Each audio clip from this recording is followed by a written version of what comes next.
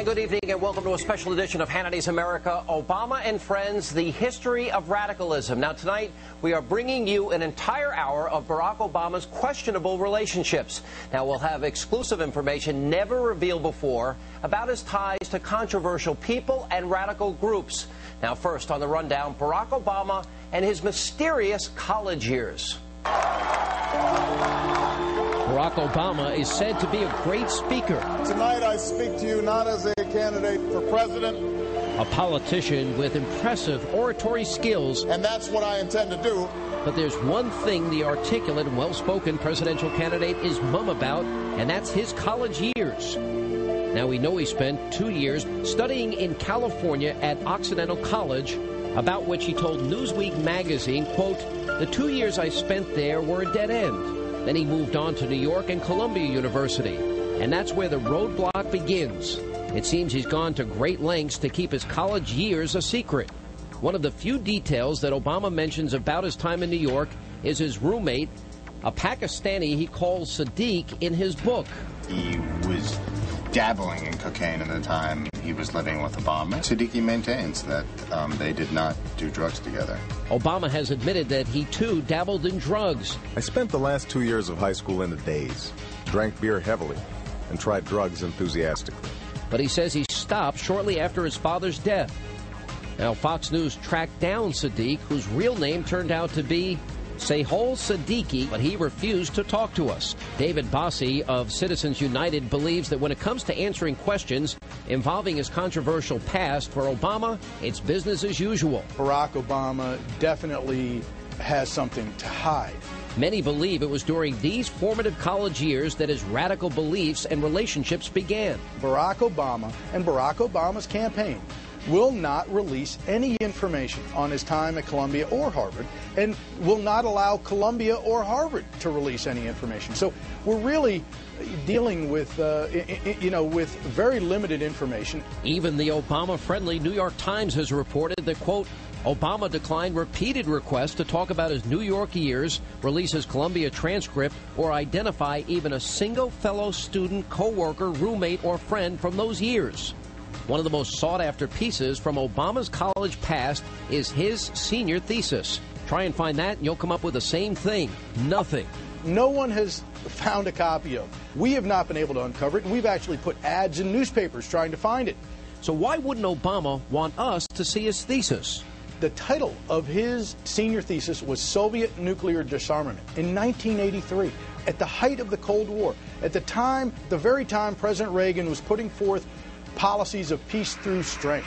What did Barack Obama believe? And this comes at the same time where he says he would sit down unconditionally with North Korea, with Iran. The notion that somehow not talking to countries is punishment to them, which has been the guiding diplomatic principle of this administration, is ridiculous. So what is Obama trying to hide? Is he afraid his Columbia transcript and his senior thesis will reveal average grades, or is he trying to hide a blossoming radical philosophy? And what about his time at Harvard? We know that Obama became president of the Harvard Law Review, but we know very little else about his time at the prestigious law school. We don't have a copy of anything at the Harvard Law Review with Barack Obama's name on it. And how did he get into the ultra-exclusive Harvard Law School anyway? Percy Sutton, who's a former borough president of Manhattan and a former lawyer for Malcolm X, may have inadvertently given us the answer. In an interview with a local New York City news station, Sutton said that a known radical extremist with ties to the Saudi government personally asked him to help Obama get into Harvard. I was introduced to him by a friend who's raising money for him. The friend's name is Dr. Khalid Al-Mansour. This explosive interview and piece of evidence appears to connect Barack Obama to Dr. Khalid Al-Mansour, a top advisor to a key Saudi Arabian official and a former mentor to the Black Panther Party. Al-Mansour is a name that most Americans are not familiar with, but he is a familiar figure in African-American communities here in the United States and Muslim communities around the world. Al-Mansour is an author, a lawyer, a Saudi advisor, an Orthodox Muslim, a black nationalist, and an outspoken enemy of the State of Israel. Take a listen to his views on Jewish people.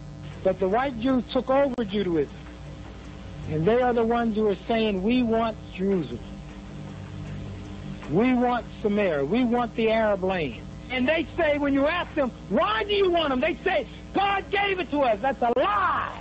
And listen to what he says about white America.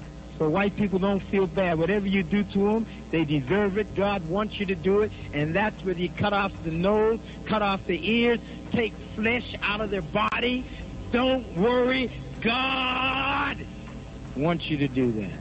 That sounds like some of Obama's other friends. Oh, I am so glad that I got a God who knows what it is to be a poor black man in a country and a culture that is controlled by and run by rich white people.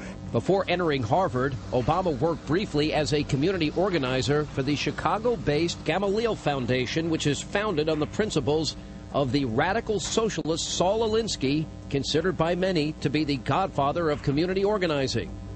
Tell us about, for example, the relationship as it relates to the belief system of Saul Alinsky. Saul Alinsky is a very central figure in Barack Obama's life precisely because of his time as a community organizer in Chicago. The community organizing he's involved in, a lot of people hear that community organizer. They get a very different picture from what this is.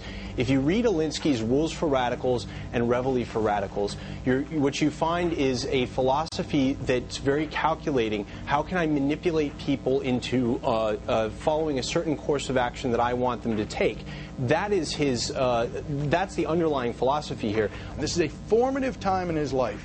He refuses to answer any questions. His campaign refuses to answer any questions. And the American people have the right, and we must demand to know why he did that. What influences? Was it Saul Alinsky? Was it any other socialist? We know he went to socialist speeches and activities. What were his activities? Who was he associating himself with, and what was he listening to? What were his influences? So those are the questions we need to know before we make an educated decision in November. Obama's reluctance to talk about, quote, the college years adds to the growing suspicions of many that the Illinois senator has a background in radicalism that he'd rather not talk about. Keep moving. And coming up next, Barack Obama, the community organizer. Now, was this the beginning of a grand scheme perpetuated by radicals? You'll be hearing from a man who says it is. And then the senator is trying to hide his ties to Weather Underground leader William Ayers, but we'll expose the truth behind his relationship with the admitted unrepentant terrorist. Coming up.